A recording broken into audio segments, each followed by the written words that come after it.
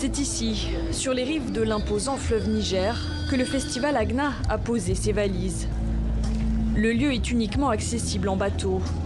Ce jour-là, les festivaliers affluent par dizaines. Ils viennent voir la chanteuse Oumou Sangaré, tête d'affiche du festival, immense star au Mali.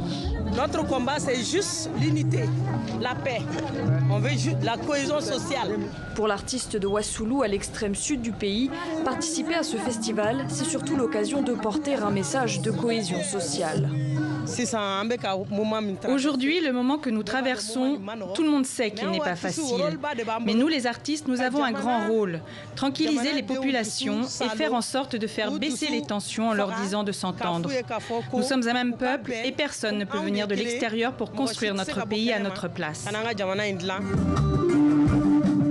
Agna est né de l'union de deux festivals, l'un de musique, l'autre de cinéma, l'un du sud et l'autre du nord. Le groupe touareg Tartit, originaire de la région de Tombouctou, se produit à Koulikoro, à 60 km de Bamako pour la première fois. Avec là encore, un message de paix pour sa fondatrice Disco.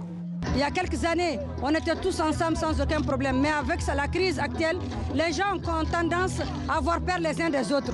Moi, je n'ai peur d'aucun Malien. Pour moi, c'est mes frères et ils savent que je suis leur sœur aussi. La résistance culturelle face à la peur, une réponse à la menace djihadiste et aux tensions intercommunautaires qui gangrènent le pays et qui menacent les événements de ce type. Alors pour éviter leur disparition, les représentants culturels du Mali, réunis au sein du réseau KIA, organisent régulièrement des tables rondes comme celle-ci. Pendant toute cette rencontre, on a entendu surtout résistance et combat et tout, parce que justement pour nous, la culture aussi c'est une guerre, mais une guerre passive en fait. Parce qu'on arrive à travers les événements culturels, les actions culturelles, à bousculer les convictions de ces djihadistes qui sont là juste pour nous faire peur. Si aucun problème de sécurité n'a eu lieu lors de cette première édition, les organisateurs doivent maintenant assurer la pérennité du festival Agna.